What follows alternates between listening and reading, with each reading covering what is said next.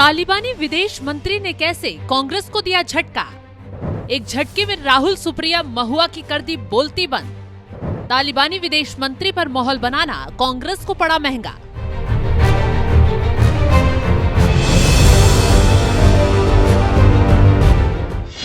भारत और अफगानिस्तान के रिश्ते पटरी पर आ रहे हैं।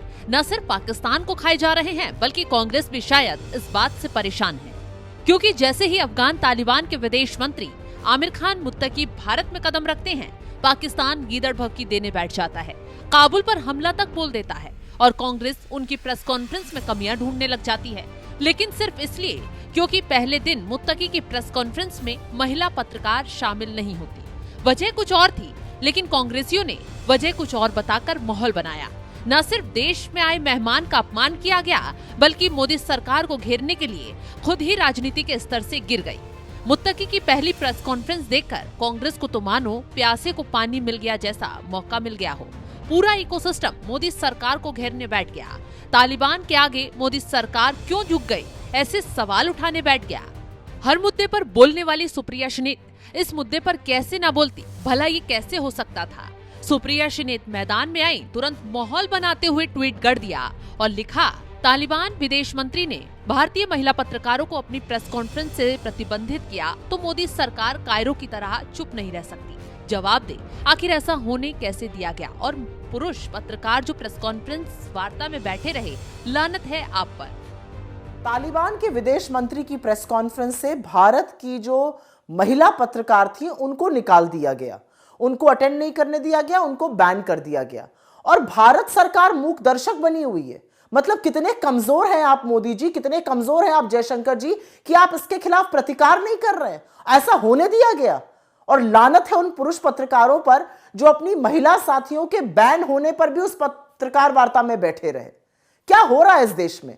बातें तो बड़ी बड़ी हैं, बेटी पढ़ाओ बेटी बचाओ, और बेटी जब सशक्त होकर एक निर्भीक पत्रकार बने और विदेश मंत्रालय कवर करे तो उसको बैन करने पर चुप्पी साध लो। यही नहीं, अब तो खबर यह भी आ रही है कि भारत का जो डेलीगेशन था, ऑफिशियल डेलीगेशन, उसमें से भी महिलाओं को हटा दिया गया था। तालिबान की बातें हिंदुस्तान में क्यों मानी जा रही हैं? और एक बार सोचिए, अगर अभी विदेश मंत्री सुषमा स्वराज होती तो क्या ये मना कर देते उनसे बात करने के लिए? बेटियों की अस्मिता का इज्जत करना, सम्मान करना आपका दायित्व है मोदी जी। और अगर बेटियों के साथ कुछ गलत हो रहा है तो उस पर प्रतिकार करिए, हर बार की तरह मूक दर्शक मत बने रहिए। यह अलग बात है कि संघ और भाजपा महिला को दोयम दर्जे का नागरिक मानता है, लेकिन इस देश की होनहार बेटियां जो अपने दम पर विदेश मंत्रालय कवर करती हैं, इस मुकाम तक पहुंची हैं, उनको बैन कर देना कैसे सही माना जाएगा? और इस पर आपकी चुप्पी और भी निंदनीय है। लानत भेजती रही, दुत्कारती रही, यहाँ तक कि राहुल गांधी भी इस मुद्दे को भुनाते हुए मैदान में कूद आए, मानो कांग्रेसियों को सरकार को घेरने के लिए अमृत मिल गया हो। तुरंत राहुल गांधी ने भी लिख दिया, श्रीमान मोदी, जब आप महिला पत्रकारों को सार्वजनिक मंचों से बाहर रखने की अनुमति देते हैं तो आप भारत की हर महिला को ये बता रहे होते हैं कि आप उनके लिए खड़े होने के लिए बहुत कमजोर हैं। हमारे देश में महिलाओं को हर क्षेत्र में समान भागीदारी का अधिकार है। इस तरह के भेदभाव के सामने आपकी चुप्पी नारी शक्ति पर आपके नारों के खोखलेपन को उजागर करती है। कांग्रेस तो कांग्रेस, टीएमसी की महुआ मोइत्रा भी जमकर शोर मचाते हुए मैदान में कूद पड़ी। तुरंत इस मुद्दे को सोशल मीडिया पर उछालते हुए लिख दिया, हमारी सरकार ने तालिबान के विदेश मंत्री आमिर मुत्तकी को भारत में महिला पत्रकारों को बाहर रखकर पुरुषों के लिए अलग प्रेस कॉन्फ्रेंस करने की कैसे अनुमति दी? जयशंकर जी को इस पर सहमति देने की हिम्मत कैसे हुई? और हमारे तथाकथित साहसी पुरुष पत्रकार कमरे में बैठे क्यों रहे? कांग्रेस ने शोर मचाया तो सरकार की तरफ से तो आईना दिखाते हुए जवाब दिया ही गया, लेकिन असली खेल तो तब हुआ जब अफगान तालिबान विदेश मंत्री ने शोर मचाने वाले कांग्रेसी टीएमसी वालों की बोलती बंद कर सबको सबक सिखा दिया, क्योंकि उन्होंने दूसरी प्रेस कॉन्फ्रेंस में न सिर्फ महिला पत्रकारों को स्पेशल इनवाइट किया, बल्कि साफ साफ बता दिया ये जानबूझकर नहीं किया गया। दरअसल महिला पत्रकारों को प्रेस कॉन्फ्रेंस से दूर रखने के विवाद पर जब मुत्तकी से पूछा गया तो उन्होंने साफ कहा, ऐसा जानबूझकर नहीं किया गया, बल्कि ये तकनीकी मुद्दा था। उस समय कम था, इसलिए पत्रकारों की छोटी लिस्ट बनाई गई थी। ये तकनीकी मुद्दा था। हमारे सहयोगियों ने कुछ चुनिंदा पत्रकारों को ही इनवाइट किया, इसके अलावा कोई मंशा नहीं। मुत्तकी के इस जवाब ने न सिर्फ कांग्रेसियों की बोलती बंद कर दी है, बल्कि विरोधियों की दुकान पर भी ताला डाल दिया है, जो लगातार इस मुद्दे पर मोदी सरकार को घेरकर माहौल बनाने में जुटे हुए थे। सबसे बड़ी बात तो ये है कि मुत्तकी की नई दिल्ली में 3 दिनों में दूसरी प्रेस कॉन्फ्रेंस थी, जिसमें एक धमाकेदार तस्वीर तब आई जब महिला पत्रकारों ने इस प्रेस कॉन्फ्रेंस में भाग लिया और सभी को आगे की लाइन में बैठाकर रखा गया। इस दौरान महिलाओं ने भी उनसे सवाल जवाब किया और मुत्तकी अपने देश की महिलाओं को लेकर कहते नजर आए, अफगानिस्तान में इस्लामी शासन है, इस्लाम में सभी के अधिकार सुरक्षित हैं, चाहे वो पुरुष हो या महिला, सभी को आजादी, किसी पर कोई पाबंदी नहीं है। आमिर खान मुत्तकी से पहले विदेश मंत्रालय की तरफ से भी विरोधियों का मुंह बंद करने वाला जवाब दिया गया था, जिसमें साफ साफ कहा गया था अफगानिस्तान के विदेश मंत्री द्वारा बुलाई गई प्रेस वार्ता में उसकी कोई भागीदारी नहीं है। लेकिन कांग्रेसियों के लिए न तो मानो मेहमानों की कोई वैल्यू है और न ही देश की उपलब्धि की। जब कांग्रेस को मोदी सरकार को घेरने का मुद्दा चाहिए तो वो कुछ भी बोलने बैठ जाती है। इस बार भी ऐसा ही हुआ, लेकिन जवाब हैरानी की बात तो ये है कि विदेशी मेहमान ने ही कांग्रेसियों को दे दिया और एक के बाद एक विरोधियों की बोलती बंद कर दी। खैर, बता दें कि अफगान तालिबान के विदेश मंत्री आमिर खान मुत्तकी 6 दिवसीय यात्रा पर दिल्ली पहुंचे थे। अफगानिस्तान के पूर्व राष्ट्रपति अशरफ गनी के सत्ता से हटने और तालिबान के सत्ता अपने हाथों में लेने के 4 साल बाद तालिबान सरकार के किसी नेता की भारत की ये पहली हाई लेवल यात्रा थी। इस दौरान भारत और अफगान तालिबान के बीच कई अहम समझौते हुए, कई मुद्दों पर बातचीत हुई। यहाँ सिर्फ कांग्रेस को ही आईना नहीं दिखाया गया, बल्कि पाकिस्तान को भी जमकर जलाया गया।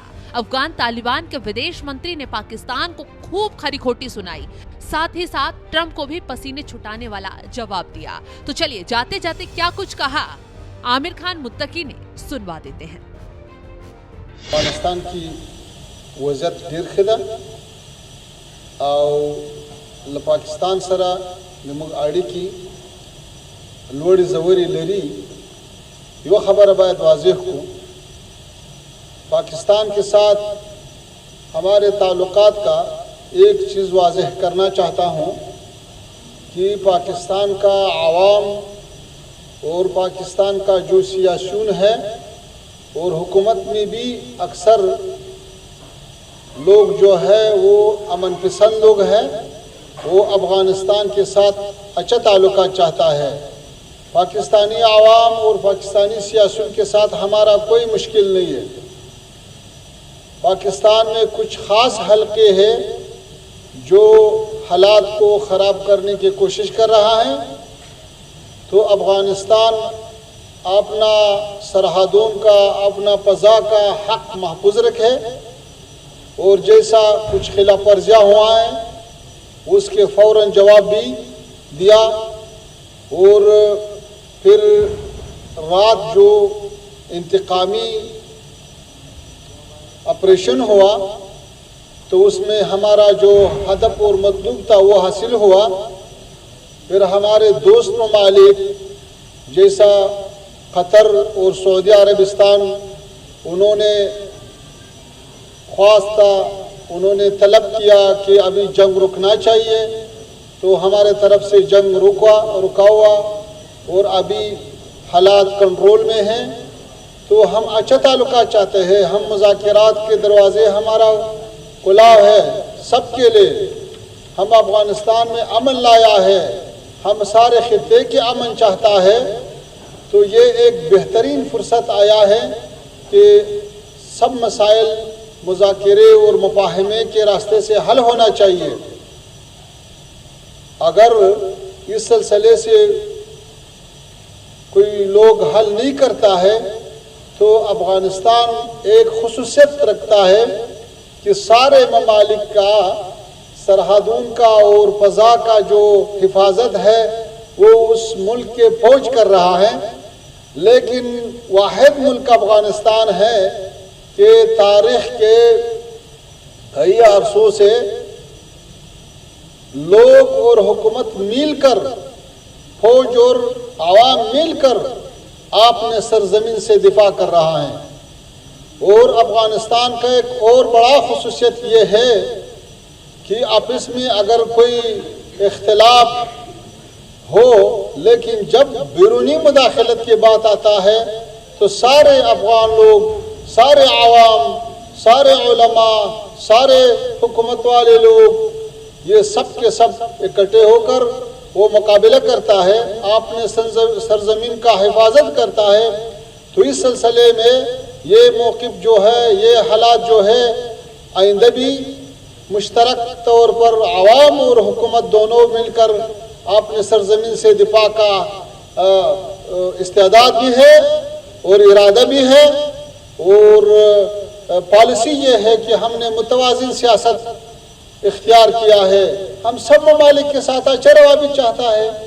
अफगानिस्तान में 40 से ज़्यादा साल हो गया कि वहाँ पे लड़ाई था, वहाँ पे एक दफ़ा सोवियत यूनियन आया तो उन्होंने शिकस्त खाया। फिर अमेरिका और नाटो की सरबराही में 50 मुल्क के अफवाज आया तो उसके साथ भी 20 साल तक लड़ाई और मुबारज़ा और जहाद हो, जदोजहद हुआ। तो फिर अभी अफगानिस्तान अल्हम्दुलिल्लाह वही अफगानिस्तान है, आज़ाद है, अपने पाँव पे खड़ा है और खिते में भी अमन के लिए कोशिश कर रहा है। और अंदर 4 सालों से कोई बुरा वाक़या नहीं हुआ है। अफगानिस्तान में बहुत सारे अक़वाम आबाद है। अभी सब के सब शमाल से लेकर जुनूब तक, शर्क़ से लेकर गर्ब तक सारे लोग मुत्तहिद हैं और इमारत का साथ खड़ा है। तो इमारत का जो पॉलिसी है वो ये है कि पहले तो मुज़ाकरा और मुफाहमत से सब के सब मुश्किलात हल करना चाहता है। हम ज़ीरो टेंशन के तरफदार है और अगर और नहीं चाहता है तो फिर अफगानिस्तान के पास और रास्ते भी है।